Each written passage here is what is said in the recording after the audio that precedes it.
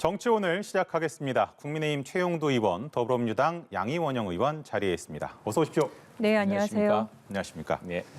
용산시대 첫 발을 뗐습니다. 이제 예비비가 임시국무회의를 통과를 했는데 아주 갈 길이 좀 남은 것 같아요. 두 분 어떻게 평가하시는지 먼저 좀 듣겠습니다. 최의원 의원부터 들을까요?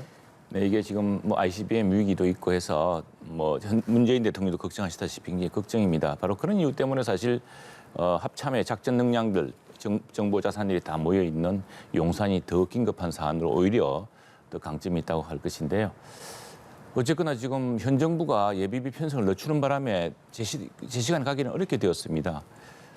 지금 그리고 많은 걱정들을 하시고 들어했는데 그게 지금 예비비를 빨리 이렇게 하게 됐던 지금이지만 이제 하게 됐던 것도 지난번 당선인과 대통령이 만찬을 길게 하면서 어느 부분 그런 부분에 오해는 좀 해소됐다고 생각합니다. 그런데 지금 이제 국방부는 한미연합훈련 이후까지 두고 하다는 것도 현 정부 판단이니까 지금 굳이 어쩔 수는 없습니다. 그러나 분명히 좀 하고 싶은 것은 이 논의를 할 때 용산 논의를 할 때 그 합참 작전본부장 출신이 다 계획을 짰습니다. 그리고 합참에 있는 것 다 상의를 했고요. 그리고 국민들이 아시다시피 합참이야말로 이제 작전을 직접 하는 곳이고 국방부는 일종의 지원부서입니다. 그래서 국방부 근무를 비우고 국방부의 그 업무 부서들을 이제 합참을 좀 넉넉하게 지었거든요. 원래 한미연합사가 들어온다 생각하고. 근데 한미연합사는 이제 주한미군 기지로 가게 되는 바람에 합참의 건물이 좀 넉넉하게 공간이 남게 되었습니다. 그래서 그걸로 통합해서 하자는 것인데 지금 굳이 현 정부가 이렇게 한다면은 어떻게 할 방법은 없죠. 그러나 예비비가 일단 마련된 만큼 조속하게 빨리 이 용산 집무실 시대를 열 수 있도록 준비하겠습니다. 그것이야말로 안보 공백을 빨리 메우는 중요한 일이라고 생각을 합니다. 양 의원께서는 어떻게 평가하시는지 좀 들어보겠습니다. 이번에 비용을 책정하게 된 것의 조건이 안보 공백이 없어야 한다라는 거였죠. 네. 지금 한미연합훈련이 종료되는 시점까지 생각을 하면 사실 11일 만에 이 모든 것을 끝내야 된다는 건데 저는 보통 국민들의 상식으로 봤을 때 왜 굳이 꼭 그날에 그러니까 애초에 청와대를 비운다고 했던 광화문 시대를 열겠다고 했던 애초에 취지가 있지 않습니까? 네. 국민들께 더 다가가겠다고 했던 거고 더 소통을 하겠다고 했던 거고 그러면서 청와대는 국민들께 돌려드리겠다 이렇게 말씀을 하신 거거든요. 저는 많이 공감이 됩니다. 그리고 문재인 대통령께서 그 공약을 내세우셨지만 사실은 광화문 시대에는 좀 어렵다고 판단을 해서 뒤에 북악산이나 이런 쪽을 이제 다 공개하고 개방하고 하지 않았습니까? 네. 그러면 용산으로 간다고 하면 그럼 절차를 잘 밟아서 가는 게 맞겠죠. 새로 들어오시는 분들마다 장소를 옮기는 걸로 하면 이게 국가적인 낭비가 얼마나 심할 거고 그때마다의 안보 공백에 대해서 우리가 우려할 수밖에 없지 않겠습니까? 저는 관련한 법을 제정을 하든지 그 절차를 잘 마련하는 게 필요하겠다라는 생각이 들고요. 그리고 합참 관련한 공간이 아무리 넓다 하더라도 국방부 저 큰 건물 전체가 이전하는 게 그게 하루 이틀 만에 뚝딱 될 일이 아니지 않습니까? 그리고 지금이 오프라인으로 건물 몇 개의 문제가 아니라 온라인 시스템으로 다 모든 안보의 시스템들이 있는데 그걸 새로 구축한다는 게 그게 며칠 만에 되는 게 아니라고 보는 거고 관련 전문가들 하는 얘기가 1년 이상 걸릴 수 있다고 얘기를 하는 건데 그걸 이렇게 졸속으로 하게 됐을 때 거기에 따른 여러 가지 불안 요소들이 분명히 있는 거죠. 그래서 왜 꼭 5월 10일이어야 되냐. 꼭 어떤 느낌이 드냐면 우리가 손 없는 날을 잡아가지고 이사하려고 하는 것 같은. 근데 국가의 대사가 그런 식의 거는 아니어야 되지 않겠습니까? 네. 그런 생각이 들어서 저는 국민이 안심하지 못하는 국민들에게 계속 불안을 주는 5월 10일을 고집하는 거에 대해서 저는 계속 좀 의문을 가질 수밖에 없습니다. 여전히 두 분의 제가 평가는 말씀드릴게요. 좀 5월 갈리네요. 10일이 새 정부 취임하는 날이고 또 새롭게 시작하기로 했고 그래서 인수위가 처음에 제일 빨리 발표했던 겁니다. 그리고 용산의 합참과 한미연합사에 사실은 우리 국민들 다 아시겠지만 모든 정보 자산이 다 있습니다. 청와대 상황실이라는 것도 네트워크로 연결된 것이거든요. 우리 양 의원님 잘 아시겠지만 네트워크라는 것은 서버가 지금 청와대에 있는 게 아닙니다. 네트워크 서버는 따로 있습니다. 네트워크를 통해서 연결되는 것이고 그 서버의 중심이 오히려 합참에 있습니다. 합참에 있기 때문에 지금 5월 9일까지 대통령께서 현 집무실에서 집무하시고 나서 5월 10일 날 합참과 새로운 국방부 집무실에서 용산 집무실에서 무난하게 할 수 있었습니다. 다 그런 검토가 있었는데 근데 뭐 정부가 이렇게 현 정부가 그걸 걱정하고 안 한다고 한다면 방법이 없는 것이지만 거기에 대해서는 오히려 안보 공백을 최소화하고 안보 역량을 강화하기 위해서 용산 집무실을 더 빨리 선택하게 되었다는 것은 나중에 다 드러날 겁니다. 그 문제는. 이어서 한번 여쭤보면 네. 496억 원 요청한 것 가운데 360억이 이번에 통과가 그렇습니다. 됐습니다. 여기에 이제 집무실 조성 비용 그리고 경호처 이전 비용은 한미 연합 훈련을 고려해서 추후에 협의한다 이렇게 되어 있더라고요. 네. 윤석열 당선인의 입주식이 뭐 6월쯤으로도 점치는 것 같은데 무난하게 뭐 6월쯤에는 들어갈 수 있다라고 예상을 하면 되겠습니까? 그렇게 안 되겠습니까? 중요한 이제 부서들이 우선 건물이 옮겨질 테고요. 또 중요한 것은 지금 이제 안보 태세를 대비하기 위한 그런 정보 자산들이 안전하게 다시 그 포스팅하는 게 더 중요하기 때문에 네. 그런 부분들은 무난하게 진행될 것이고요. 그건 뭐 이미 청와대와 인수위 그리고 새로 옮길 또 합참과 국방부가 다 긴밀하게 협의하고 있는 것으로 알고 있습니다. 그렇게 되는데 근데 지금 현재 이제 국방부 청사가 이제 몇 개 층만 남기고 나머지 층은 또 이전을 시작합니다. 이제 네네. 이미 1에 4층까지만 안 되는 것 4층까지만 같더라고요. 한다는 예. 것인데 그게 또 뭐 요즘 또 기술이 좋으니까 그리고 뭐 또 중요한 것은 이게 새로운 건물을 짓는 게 아닙니다. 새로운 건물을 짓고서 또 새롭게 한다면 그것 논란이 되겠지만 이미 있는 국방부 건물 그리고 한미연합사의 이전 용산 미군기지의 반환 또 평시작전권, 전시작전권의 통합에 따른 한미연합사의 또 새로운 이전 뭐 이까지 다 대비해서 용산을 이제 시민 가운데 있는 또 지금 미군도 용산 그 기지 땅을 좀 더 빨리 이제 반환하겠다고 그랬습니다. 그래서 시민공원을 빨리 할 수 있도록 하고 있기 때문에 뭐 그런 일련의 계획 속에 다 있었던 일이기 때문에 그 부분은 지금 이걸 뭐 거창하게 새로 짓는 게 아니라 있는 건물을 용도에 맞게 조금 고치는 것이니까 큰 시간은 걸리지 않을 거라 생각을 합니다.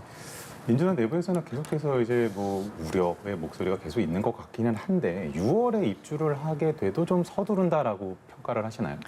그 서버가 어디에 있냐와 상관없이 그 서버와의 네트워킹 시스템을 어떻게 할 거냐. 사실 대기업 본사들이 옮기는데도 그렇게 빨리 못해요. 근데 우리는 그 모든 그 네트워킹 그 안보에 관련한 시스템들을 설비까지 다 해서 이렇게 옮긴다는 거잖아요. 그러니까 건물 하나가 이사하는 것도 10일 이상 걸리겠죠. 한 달 이상 걸리겠죠. 네. 근데 그걸 대통령이 직무를 보고 모든 안보를 관할하고 있는 곳을 옮기는데 10일 만에 하겠다. 그러니까 저는 5월 10일이라는 날짜를 꼭 고집하는 이유를 여전히 이해하지 못하고 제대로 좀 해야 되지 않냐. 우리가 글로벌 12국가인 나라에서 대통령의 집무실 그리고 안보의 문제 이런 것을 다 꼼꼼히 체크하고 그걸 설비를 준비하고 사실 설비를 준비했다 하더라도 그게 네트워킹이 제대로 되는지는 또 시험을 또 해보는 것도 필요하거든요. 네. 그게 에러가 뜰 수도 있는 거잖아요. 근데 그게 어떻게 제가 집 이사할 때도 며칠이 걸립니다. 저희 몇 평 안 되는 집도. 그래서 사실은 일반인의 상식으로는 도저히 이해하기가 좀 어려운 상황이긴 합니다. 그래서 그 점을 제가 설명드렸죠. 청와대 근무도 해봤고 네. 안보실도 들어가 봤습니다. 또 정부에 있으면서 합참 상황실도 다 봤는데 그 점은 걱정하지 정말 안 하셔도 됩니다. 왜냐하면은 지금 청와대 시스템도 합참에 있는 기본 정보 시스템을 연결해서 받는 겁니다. 바로 그걸 바로 보기 때문에 한미연합사가 함께 보기 때문에 바로 그 메인 포스트로 들어간 것이라고 볼 수 있는 것이고요. 오히려 청와대는 그것을 네트워크로 이제 빼서 보는 것이었죠. 또 하나 비유를 들자면 그러면 이제 유사 사태가 생겼습니다. 국방부가 합참의장하고 한미연합사가 이제 상황 지휘를 하겠죠. 그때 그러면은 그 장관들이나 이 사람들이 올 수가 없지 않습니까? 대통령도 또 여기서 본다고 하겠지만 바로 한 자리에서 대통령이 신속한 결정할 수 있는 장점이 또 있습니다. 근데 무엇보다 중요한 점은 지금 이제 우리 저 양 의원님들 많은 분들이 그런 걱정을 할 수가 있습니다. 네. 있는데 그 우리 지금 안보 시스템이 특히 정보 자산을 구성하는 네트워킹 시스템이 굉장히 보안도 강화되어 있고 또 미국과도 서로 호환되게 돼 있고 이렇기 때문에 그 중심은 사실 용산과 여기 있다고 보는 것입니다. 그래서 청와대 거를 뜯어서 옮기는 게 아니고요. 그대로 쓰면서 청와대 집무실 거는 이제 그 말고도 다른 종합 재난 상황 이게 있거든요. 그걸 네. 이제 한꺼번에 모으는 것이기 때문에 그 문제에서는 크게 걱정하실 일이 그러니까요. 없습니다. 근데 국방부만의 것도 있고 대통령 얘기까지 듣고 다음으로 예, 네, 대통령께서 이제 지휘하시는 거는 안보 문제도 있지만 우리나라 전체 나라가 운영되는 모든 것들을 다 관할하고 계시는 거잖아요. 그건 재난 문제, 이번에 네. 울진 산불에 대한 것들도 있고 그 전국에 있는 소방대들이나 어떻게 움직이는 건지 사실은 실시간으로 다 체크하는 곳에 그 센터 브레인과 같은 곳이죠. 그 중에 안보와 같은 국방 분야가 있는 건데, 근데 그 한쪽으로 가면서 모든 건 다 10일 안에 다 할 수 있다. 그거는 그냥 할 수 있다라는 주장인 거지 실질인지는 뭐 이해하기가 좀 어려울 것 같습니다. 한마디로 부탁드릴게요. 해보면은- 대통령께서 언제 그렇게 청와대 그리고 상황실에 오셨습니까? 제가 보기에는 여기서 절차 그러니까 이전하는 문제에 추가로 말씀을 드리면 그 절차의 문제에서 다시 말씀을 드립니다. 어쨌든 옮기겠다고 얘기하면 대통령 바뀔 때마다 이렇게 옮기는 게 맞겠냐? 그러면 안 저는 되죠. 세금의 끝까지도 낭비일 수도 말씀을 있는 해주시는 그렇게 하면 거고요. 안 되겠죠. 정리를 이건 해보면은 네, 여기서 네. 정리를 한번 좀 하겠습니다. 정리를 해보면은 결국에는 이 문제가 만약에 이렇게 옮기고 난 다음에 문제가 터지게 되면은 이제 국민의 입장에서는 바로 문석열 정부에서는 역풍을 맞을 수밖에 없을 것이고 민주당 입장에서는 당연히 우려에 섞인 시선으로 바라보면서 문제점을 제기를 하고 하는 것이 바로 이제 견제의 또 역할이기 때문에 그런 의미에서 이제 진행이 되고 있다라는 설명을 좀 그 제도 중대본에서 다 합니다. 대통령도 드리겠습니다. 큰 제일 책임을 중대본으로 갑니다. 최 의원께 좀 이어서 여쭤볼게요. 그 김은혜 네, 의원이 이제 대변인직 내려놓고 경기지사 출마를 선언을 했습니다. 그 뭐 유승민 전 네. 의원에 이어서 뭐 지금 복당 심사를 앞두고 있는 뭐 강용석 변호사도 있고 당내 경선 굉장히 뜨거워질 것 같은데 일각에서는 이게 윤핵관 대 비핵관으로 보는 시선도 좀 있는 것 같아요. 그건 아니고 사실은 우리 김은혜 의원이 참 이번에 그 대통령 선거 과정에서 네. 또 인수위 과정에서 그 이전에 대장동 사건에 뭐 이렇게 국정감사 과정에서 참 우리 스타로 떠오르지 않았습니까? 이 김은혜 의원이 뭐 오랫동안 앵커도 하고 또 방송인으로서 언론인으로서 굉장히 큰 비중 있는 역할을 해왔습니다. 해왔고 또 지난 정부에서는 청와대 대변인도 하셨고요. 그 정치의 꿈이 참 큰 것 같더라고요. 지난번에 당대표에 도전했습니다.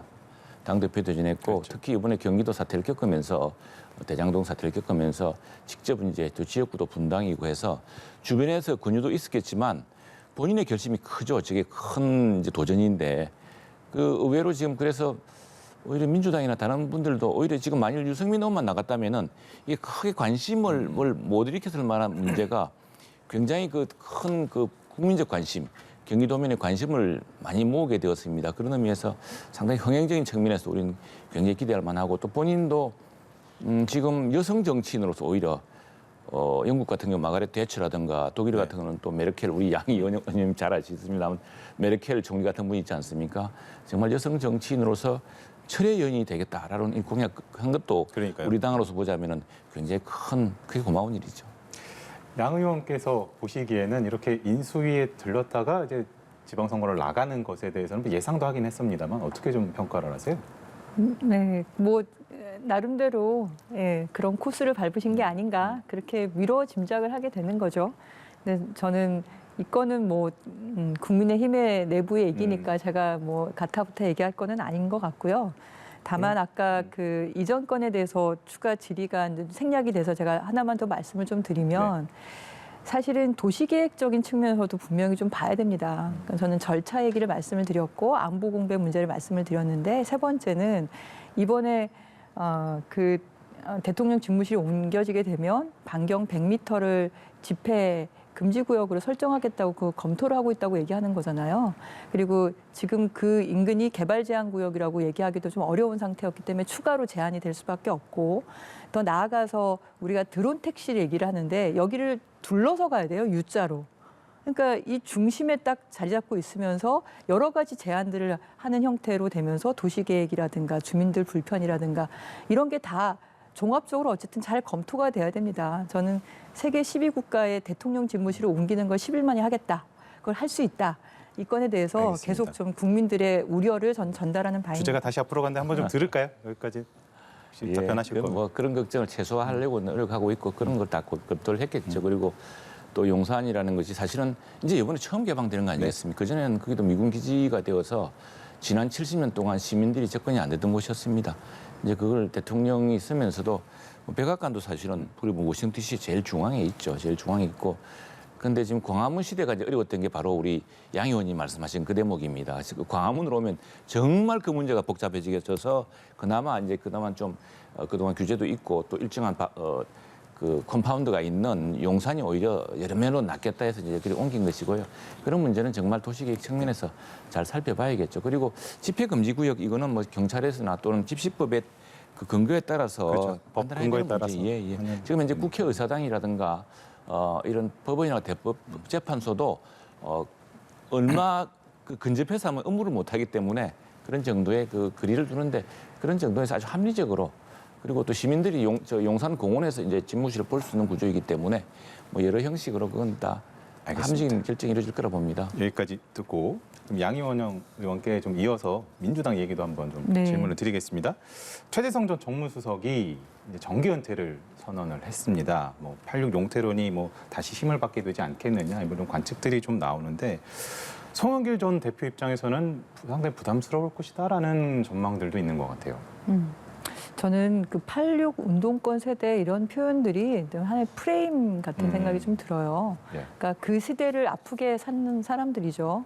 그건 더불어민주당뿐만이 아니라 국민의힘도 마찬가지고 그 시대에 나라를 위한다고 생각하신 분들이나 또는 뭐 넥타이 부대나 학생 때나 거리에 나와서 다들 한 마음으로 움직이지 않았습니까? 그래서 그 성과로 우리나라가 경제 발전도 되고 민주주의도 이만큼 성장해 온 건데 그럼 그 시대에 있던 사람들의 선택은 그냥 존중하는 게 맞지 그거를 하나의 프레임을 씌워서 특히나 우리 당에 대해서 이렇게 하는 것은 전 적절하지 못하다고 생각을 하고요.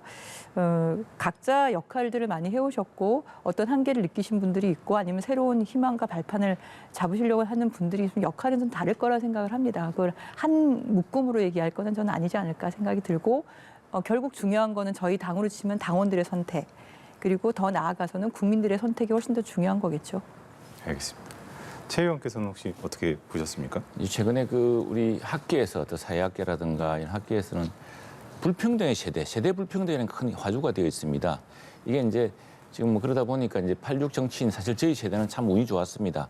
학교 때 열심히 데모도 하고 저도 뭐 감옥도 갔다 왔습니다만 그래도 취직할 수 있었습니다. 지금 일자리가 없습니다.